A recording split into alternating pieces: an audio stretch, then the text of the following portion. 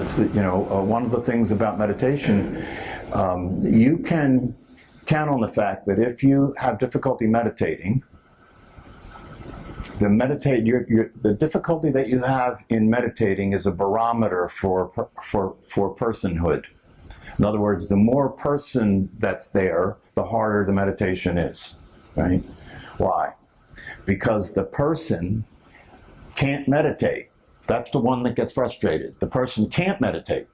Can't meditate, right? Because the person depends on thinking for its existence. This is if you can get this, you can understand. The self that you are is always meditating. Self that you are is meditation.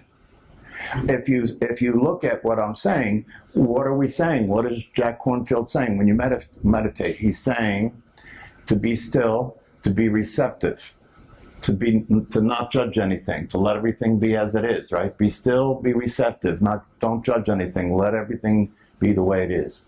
Don't try and get something, don't try and go anywhere. Just be here and be present with what's happening as it is. That's what he's saying if you listen to him, right? Well, that's a description of the awareness, is it not? That's a description of your awareness. And your awareness is like that, is already like that, is always already like that. So your awareness is meditating all the time, right? So if you're having difficulty meditating, it's because it's the person that's trying to meditate, and the person depends on thinking. See, without being related to something, the person can't maintain its existence because it doesn't have any existence in and of itself. Therefore, it needs thinking, because if thinking is there, then the person can say, that's me. Do you follow me? If the thinking is there, the person comes into play, because there is an assumption that was made a long time ago, right? The arising of the person, the arising of the individual separate self came a long time ago. And when that arose, the first thing it did is it started to claim everything. It's not a body, it's my body. It's not thoughts, they're my thoughts. It's not everything. And if you look at this, it's not life, it's my life. It's not my family, it's not family, it's my family. It's not children, they're my children. It's not car, it's my car. It's not feelings, they're my feelings. So you see, the relationship to everything has the self exist, right? With that, so when you go to meditate, what do? You move your attention away from thought to the breath, right?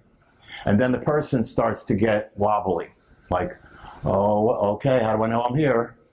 Right? How do I know I'm here? And so it'll produce a thought that will attract your attention, right? Produce a thought like, oh, I'm awful tired right now. Then that thought pulls your attention back. Now the person's here, right? And so for people who don't even see that, right? For people who don't even see that, meditation, they won't meditate. They're so much a person that they won't meditate. I have a meditation class at Mainline, and there's a yoga class before the meditation class, right? So everybody's into the yoga, right? But in yoga, the person can do yoga. The person will do yoga because it can be there being the one doing the yoga, so it's fine. But if you take everything away, no yoga, no thinking, now the person is scrambling, right? Where am I, right? So there's a yoga class, everybody does yoga, and then the yoga teacher recommended that they stay and do seated meditation after the yoga, right? So a lot of them respect this teacher, and so they showed up at the class after the yoga, right? So I had 15 people there from the previous yoga class. And so I did my thing, I explained just the basics of sitting mindfulness meditation. And then I said, let's do a practice, right? And the practice I did was the one we just did, right? 30 minutes. Well, it was like I took a whip out and started whipping people. That's the experience that people were having, right? And then the next week when the class happened, again after the yoga class, nobody. Nobody. So that's the evidence of a person. And one of the people that did come to the class spoke to one of the people that had been there that didn't come back, and she said, I can't meditate for 30 minutes. That's ridiculous. I can't do that. That's ridiculous. I'm not going to come and sit there for 30 minutes and be uncomfortable and just be there with my mind racing. That's torture. That's ridiculous. Can you hear the person? That's the person, right? And what that person doesn't see is that's who's living that person's life. And that person's life is organized around what they can't do. It's organized around what they don't want to do. It's organized around what's not comfortable. So you can see how this life is now getting small, smaller and smaller and smaller. This is what happens when somebody becomes a mental case, right, where they can't leave the house anymore, right? The mind just kept excluding more and more and more until leaving the house was too much, until leaving the room was too much, until leaving the bed was too much. There are people who that's the case for, right? That is the mind going awry. That's the mind going off the deep end, going out of control. But it's the same mind that most everybody's walking around with. They just, because it's not that extreme, you're not diagnosed. Well, I'll diagnose you. I'll diagnose you. Yeah. See, you and most people have the worst form of mental illness. The worst form of mental illness. Why? Because you're all crazy and none of you realize it because you consider what's crazy to be sanity. Right? That's the worst form of mental illness because you don't even see it as mental illness. But if you stop and examine it, obviously it's mental illness. It's obvious. All you have to do is examine people's common behavior. What do we value? As collective human beings, what do we value? Well, you can tell what we value by what we spend our money on, can't you? Right? What are the businesses that have the most money? Weight loss. Okay. No, weight loss, right? Billions of dollars. Billions of dollars. What? So what we value is looking good. Our appearance. Appearance. We value our appearance. What else? Pharmaceuticals. Pharmaceuticals. What do we value? Control. That's what medication is. We value control. Control the body. Control the experiences. Avoid pain, right? At all costs. Even if I'm addicted, that's okay. I just can't allow myself to experience the pain. Pharmaceuticals. What else? Insurance. Insurance, right. Protect me. Protect me. It's interesting when you listen to these life insurance commercials, they say, if anything were ever to happen to you, it's like they don't want to say, if you croak, if you die, you want to make sure the people that you leave behind, get what they deserve. So protection, life insurance. Entertainment? Right? Entertainment. Sports is entertainment, isn't it? Yes. What, they just signed some football player for some crazy number, right? Baseball player? Yeah, crazy numbers, right? So why did they get that much money? You know why? Because you're paying them that. You're paying them that. They get that much money because that's how many tickets they sell for the stadium and for the television rights. So it goes right back to your values, the values human beings have are demonstrated by where they're spending their money. I heard a commercial the other day about a car, right? And they literally said, I forget the exact verbiage, but they literally said, if you want people to see who you are, drive this car. Then they'll see that you're a classy person because you drive a Mercedes, right? And when I'm driving now, I notice, recently, I don't know whether this is a new phenomenon or not, or maybe it's just because of this area, right? Of the people in this area, the money they have. There's a lot of Mercedes on the road. Notice that. The Mercedes, what are the other high-end cars? BMWs, Mercedes, Lexus, even the electric car, there's a lot of them around, Teslas, right? Maseratis. So this is the same vehicle that a Cuban drives that's 45 years old. It takes them from point A to point B. The same distance from point A to point B, somebody's spending that kind of money for the same travel. So it's not about a vehicle it's not about transportation, right? It's not about transportation. You're wearing the car. You're not driving it. You're wearing the car, right? So people will spend that kind of money to make an appearance, to look good, right? So this is the insanity, right? This is the mental illness, right?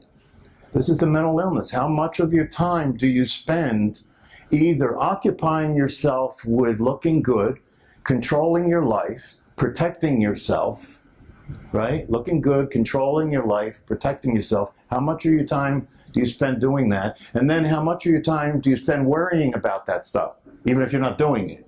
If you're not doing it, huh? I heard a term called the hedonistic treadmill that we're on. The hedonistic treadmill, yeah. We're always trying to get more and more and more. Yeah. Satisfy ourselves. Yeah, yeah. We never can do.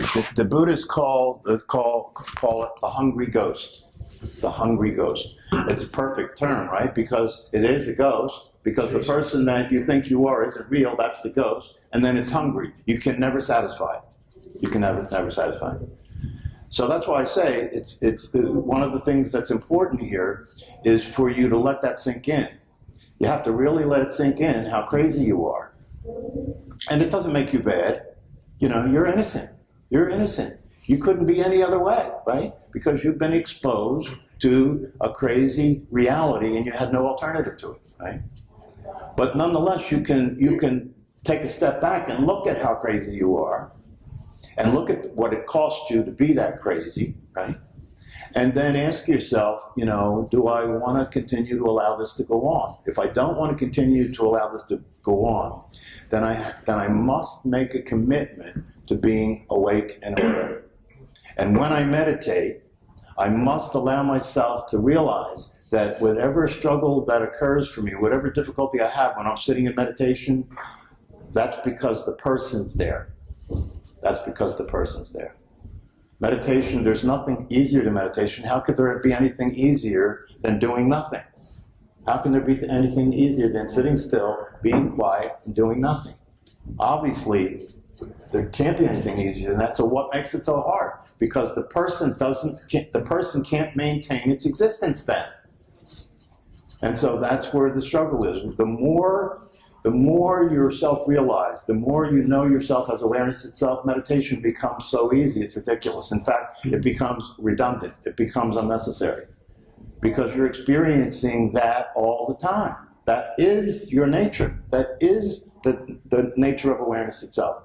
And when it becomes so much the case, meditation becomes redundant. It's simply not necessary anymore. People who get to that place continue to meditate because they enjoy it.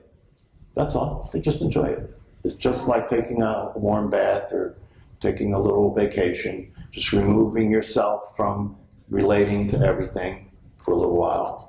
But they don't have to do that in order to experience that type of thing, because even in the world engaged with everything that's going on, they're not seeing the world that most other people are seeing, right? There is not like one of the teachers says, there's one planet and 8 billion worlds, right? Everybody's got a different world. Everybody's living in a different world, right? And the people who are self-realized are living in the heaven on earth world. How can that be? How can it be? How can they watch the evening news and see the insanity that's going on all over the place, see the destruction, the horrific things that human beings are doing, right? The way that the planet's being raped. How can somebody be in that world and be in heaven on earth? Hard to imagine, right? Because you see, they're seeing it as it for what it really is. They're seeing the truth. And the truth is, that world is an appearance.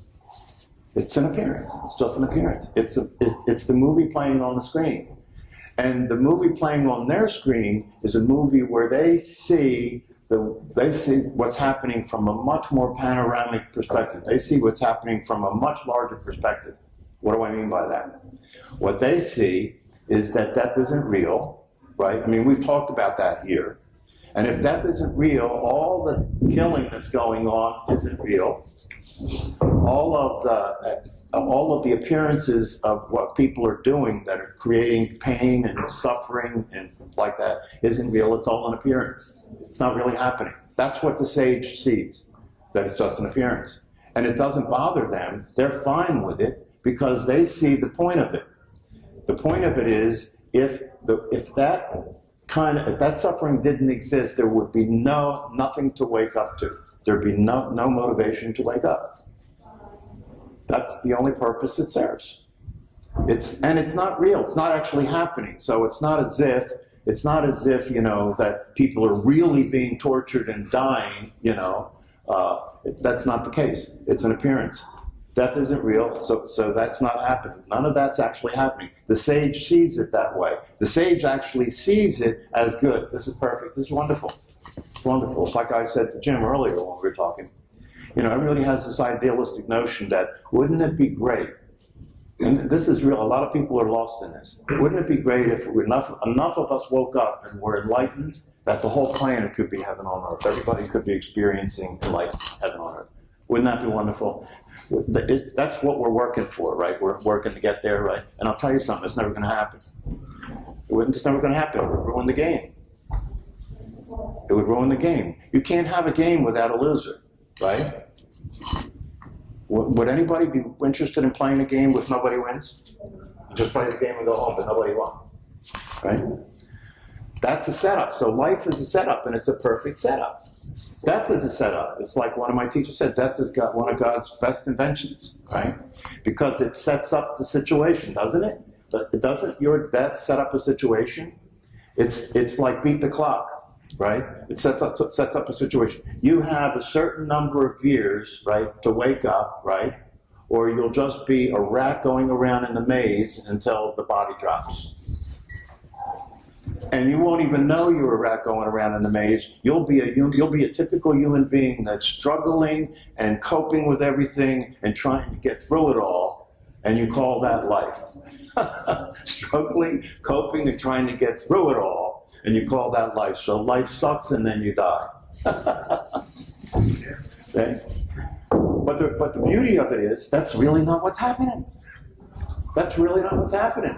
Behind the scenes, the awareness that you are is having a fine time. You're just not there for it. The party's on, but you're not at it. You're busy worrying about things, right?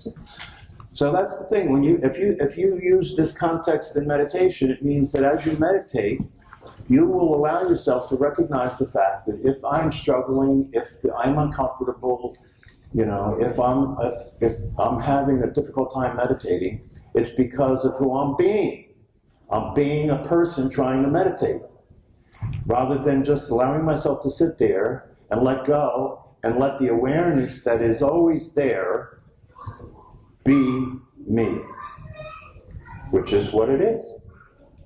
Just let go of everything and let the awareness that's always there be who you are. So recently, I've been really paying attention to very, very, very specific practices because I want to be able to say to you, here are some things that you can actually do, right? Because you listen to what I'm saying, and if you listen to what I'm saying and you're looking to see what the case is in life and in your own life, you're going to want to know how to get out of this mess, right? So there are things that you can do to get out of this mess. And these things are things that spiritual teachers in the past have spoken of, very specific things that you can do that will work to have you escape from the prison of your mind, have you escape from the sick life of a person. Some of those things have to do with just practices that you can put into application as you live your life. For example, stop complaining. See, if you stop complaining, that is robbing the person of their point of view, right? The person, one of the things that the person needs is to be right? To dominate and be right, and avoid domination, and not look bad and not be wrong. So if you shut down the complaining feature of the person, that's going to automatically take a lot of the energy back from the person. How much time do you spend complaining? And I don't just mean complaining by what you say with other people, but in your own mind, you spend more time complaining there that nobody hears but you, right? You're complaining to yourself about life, about the past, about the future, about the situation, circumstances, the politics, the finances, right? You're complaining a lot of the time, right? So if you want to know what something you can do that will move you toward self-realization, stop complaining. Don't allow yourself to complain. Another thing that you can do that will move you towards self-realization is spend more time alone. Because the person feeds on contact with other persons, right? It conspires, right? I'm a person, you're a person, right? So that helps us to feel comfortable as persons. We share things, don't we? We share our beliefs, right? We share what we agree on is true and what we agree on is false. We share what we're against, right? We play the us and them game, right? So spend more time alone. That again will take more of the energy back from the person, right? If you just do those two things, spend more time alone, keep your mouth shut, talk less. Spend more time alone, talk less, and don't complain. If you do those three things, you'll start to be more open and receptive and experience what it's like to be free from the craziness. Right? And then, the other things that you can do, and these are the most specific practices, right? And I've said here before, if you begin to pay more attention to the awareness than you do to the thinking, right, that will transfer the orientation from the person to the self, right? Pay more attention to the awareness than the thinking. But there is a caveat to that. If I say that to you, to pay more attention to the awareness than the thinking, and the person hears me say that, the person will be that which is paying more attention to the awareness instead of the thinking. And the way they'll do that is they'll think about it. You see the hook? The person will pay more, they'll say, oh, good, I got it. I'll practice that, right? Now I'm going to practice that. I am going to think to pay more attention to the awareness than the person, as the person. And that will actually have a reverse effect. All you're doing is empowering the person. All you're doing is reifying the person. It's the same thing with meditation. As long as the person's meditating, the meditation will continue to reify the person. The meditation will actually make the person a spiritual person, and that's worse. Spiritual person is worse than a regular person. Because they're above it, you see. They're a better person than people that aren't spiritual. So that's just sicker, that's all. So yeah, so the caveat is it can't be a matter of the person paying attention to the awareness instead of thinking, right? First you have to reorient yourself, right? And you have to be clear. That's why you have to recognize awareness before you can do this practice. You have to recognize awareness. That which is there all the time, that never moves, that never changes. You have to focus on that and recognize it. You have to be clear that you recognize it. Then that awareness is aware of itself. The awareness is practicing being aware of itself. The awareness. Recognizing awareness and thinking you're aware. The difference between recognizing your awareness and thinking you're aware is thinking you're aware is thinking you're aware. But you're saying, oh, I'm thinking, like I'm aware that I'm thinking. So to me, that's recognizing, but then I'm really thinking about it and aware of it. So Well, all you have to do to break that up, right? Because in truth, you never had a thought. In truth, you're not thinking. In truth, you can't think. thoughts are thinking. That's right. Thoughts are right. She's been hanging around for a while. So you see, the mind, Thoughts arise. thoughts arise. You're not thinking. You never were thinking. You never will be thinking. You can't think. It's impossible for you to think. Because the you that you think thinks just thinks that it's thinking. But it doesn't exist outside of that. Without that, there's no you to think. And in reality, you're not thinking because if you examine thoughts, right, and I've said this a million times, I'll say it a million more. If you examine thought, if you pay attention to exactly what's going on, what Christine said is what's going on. Thoughts arise, and there's an awareness of the thoughts, yes? That's it. There's no you there. There's no you there. Thoughts arise, and there's an awareness of the thoughts. So you're not thinking. The awareness is there, and the thoughts arise. And in the end, there is no you that is producing the thoughts. The thoughts are just coming. You have no say-so over what the thoughts are, and you can't stop them. Right? That's a big pitfall that people have. Oh, I know what I'm going to do. I'm going to practice meditation until I can control my thoughts. Good luck. Because at the moment that you think you controlled your thoughts, that was a thought. Right? So how do you know you're not thinking? Well, I had that thought. What?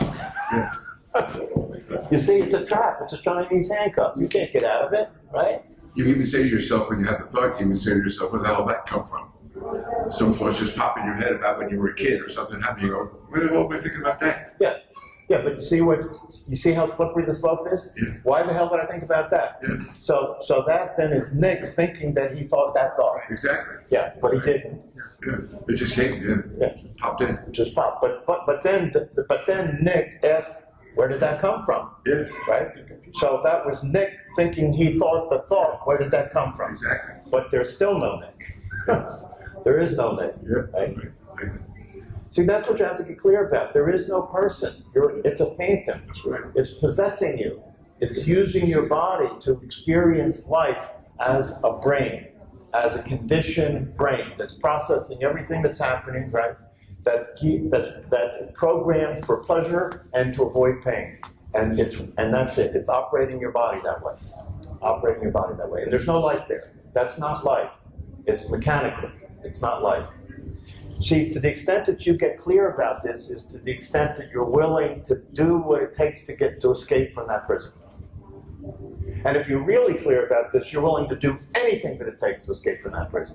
Because the alternative is that you go through life mechanically without ever actually being present, without ever actually being alive, and then the body drops. And that's all that happened. You were never there. Never there. That's why when people wake up and they actually make contact, right? Not by thinking, but they actually making contact with the awareness that they are, which is the awareness making contact with itself. When they have that experience, it's moving. They cry.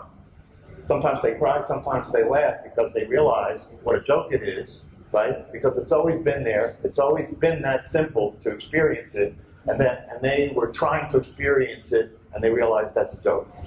It's ridiculous to try and experience it. And when you see people wake up to that, it's very often the case they laugh and then they say, really? It's that simple? Really? It's been like this all the time? They can't believe it, right? They can't believe it. And yet it's true. It is that simple, and it's been like that all the time. It's right there. It's right there. See, the thing is this. What the person doesn't realize, and this is the case for people who are religious, right? What the person doesn't realize is when religious people pray, their prayers are getting answered. They just don't like the answer, right? When religious people pray, they pray for something, right? And if they get what they prayed for, the prayer was answered, right? But if they don't get what they prayed for, the prayer wasn't answered. Oh, yes, it was. You just didn't like the answer. The answer was no. Right? The answer was no. Because God's saying, no, I'm not going to just give you that. Right? The purpose of your suffering is so you can wake the hell up. And when you wake up, you realize you don't need what you thought you needed that you were praying for. You see?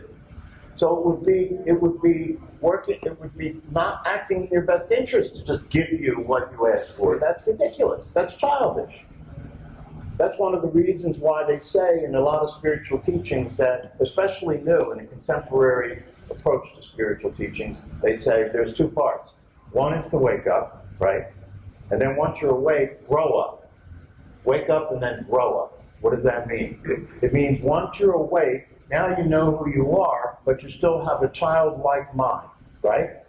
You know who you are, but you still have a programmed brain that still wants to just get pleasure and avoid pain.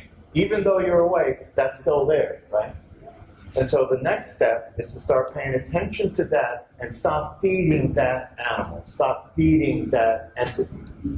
That's what I mean when I say spend more time alone.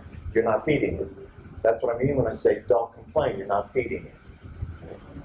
And then if you recognize awareness, and out of the recognition, tune into that awareness and have that awareness watch itself. And if you do that, you're starving the person, because the person is now not in existence when you're doing that, right?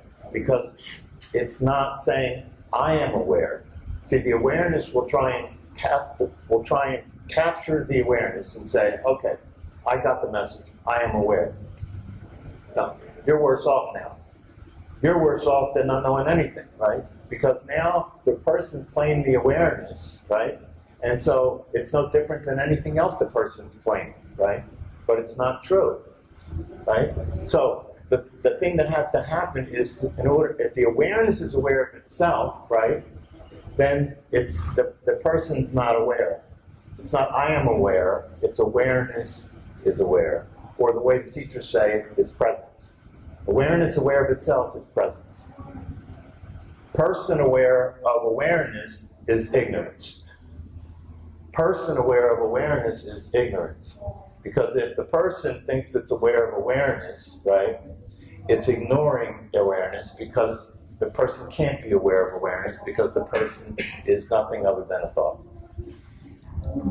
So in order to practice that, and it's very powerful, the teachers who say, if you practice this, right, that it will dramatically shorten how long it takes for you to wake up and stay awake, stay aware, be the truth of what you are. It's a shortcut. It's a direct way of doing it. The other way that they teach is the one that is related to the invitation, right? Because if you look at the invitation, what's the invitation doing? The invitation is saying, drop everything. Drop who you think you are, drop that you think you're your body, drop the past, drop everything. Drop everything that you have concluded is true and real. Drop everything you think you know and get to zero. And if you drop it all, right, the awareness is still there. You can't drop the awareness. You can drop everything but the awareness. You can't drop the awareness.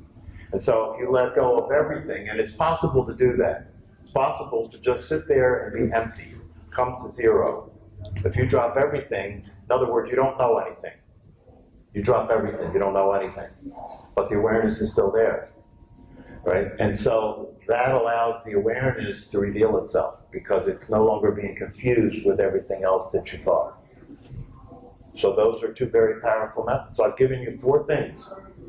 You can't do better than this, man. I'm giving you like exact stuff, right? People pay a lot of money. There are people who've given their fortunes away for these things. Honest to God, there are people who've given their fortunes away for these things, right? Because there are people out there that are looking to make money off of this. There's people who are looking to make money off everything, aren't they?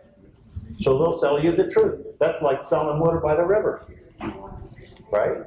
Selling you the truth is like selling water by the river. It's ridiculous. The truth is free. If you think you have to buy the truth, you're a sucker. You're the biggest sucker there is. So your book, Dying to Live, it can't really help people. You're not going to learn how to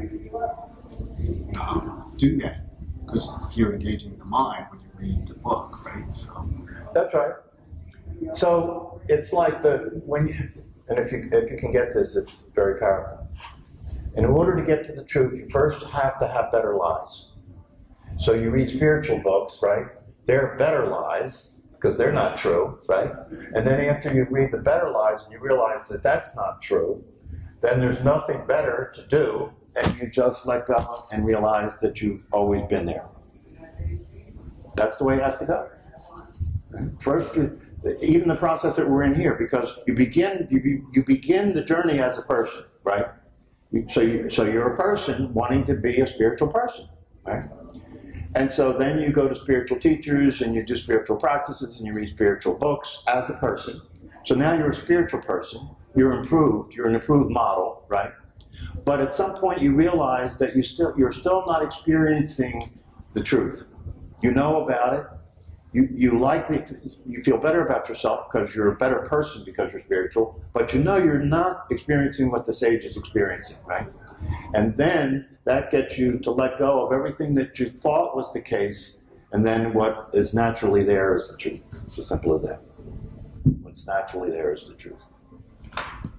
It's the water by the river. You don't have to go anywhere to get water. It's like the fish trying to get wet. It's like a fish trying to get wet. You know, they are wet, but they can't see it because it's always there, right? Same thing is true with the person, with you. You are awake. That's the thing about this that's really the joke. You are awake. Right now you're awake. You're enlightened. You are the awareness, but you're like a fish in water. You can't see it because it's so obvious that you keep looking through it to try and see it. You keep looking from it and through it to try and see it, which is never going to work, right? But you don't know any other tricks, so you'll do that anyway. No matter what anybody says, that's what you're going to do because that's the only thing you know how to do, right? So you'll do that. You'll keep looking from it and through it until one day after doing that, see, the first thing you do is do all the things the person does, and none of that works. And at some point that becomes obvious that that's a waste. That's never going to work. You give that up, right? Then you become a seeker. And as a seeker, you start looking for who you are. And when you're a seeker looking for who you are, who you're looking for is who's looking. But you can't help that. You can't help but do it anyway, right? So you're the found person looking for yourself. You're the found person looking for yourself. There is a guy out there now who created a new training thing, and what he did is for years and years and years, people were called seekers, you know, and they would seek. They would go from one guru to the next. They would read books. They'd go to retreats. They'd practice meditation and yoga. Seekers. There's a lot of them out there. It's $1 billion market, right? And so what this guy did, he came up with a great idea. He said, okay, I'm going to start a new seminar series for people who are seekers, and he called it Finders. So you don't have to be a seeker anymore. You can become one of us. We're finders. And then all he did was he explored different practices and teachings that were available, and took the ones that he thought were the best ones that people would get the biggest jacked up the most from doing, right? And he put them together, and he'd have the people spend 1 week at a time doing each of the practices and learning ones of the teachings. And that's what the Finders course was. And you pay, I think, $1,000 for that. And then after you graduate from that, he says that research has shown, this guy's masterminded this business. He says that scientific research has shown that after his graduates complete the Finders course, that they're experiencing more consistent non-symbolic awareness. Non-symbolic awareness, like pure awareness, that they're experiencing. So he's getting a better result, right? So you don't want to be a seeker, you can be a finder and join this guy's thing. And he just put a book out called Finders, in which he documents all the research that proves that his path is more powerful and produces better results than other people. And of course, he's making a ton. But that's selling water by the river. The biggest realization you can have is that you don't need to realize anything. The biggest realization you can have is that all teachers are liars. There's no other way to teach it but to lie about it, right? Because you can't talk about it. There's no way to express it in language, right? So the only thing you can do is lie to people, but tell them better lies than the ones they already believe. And then they believe those lies, right? But they're still not experiencing the reality. But they're closer to experiencing reality because if you're a spiritual person and your life sucks, you're suffering more than somebody who's not spiritual. Right? Yeah, if you're a spiritual person and your life sucks, look at what happens in these institutionalized churches, right? Look what happens. The reason that so many priests become abusers, sexual abusers, right, is because they're in a position where they're supposed to know the truth. They're in a position where they're supposed to demonstrate the truth. They're in a position where they're supposed to be sharing the truth, helping other people wake up to the truth, right? And yet their experience is that they know that they don't know shit. They're not experiencing the truth, they're miserable. A lot of them are alcoholics, right? And then what happens with the mind is when you're in that kind of a position where you're in so much strife and internal conflict, right? The desire to escape it becomes so strong that you'll do anything, right? And so what do you have? You have a lot of mentally ill people in religious, institutionalized religions. And I'm not just talking about Christianity, I'm talking about, look at Islam, right? Radical forms of Islam, people got so crazy, right? They got so crazy that their belief is that they'll die and go to paradise and have all these virgins for eternity, right? If you kill people, again, for the cause, if you kill people for the cause.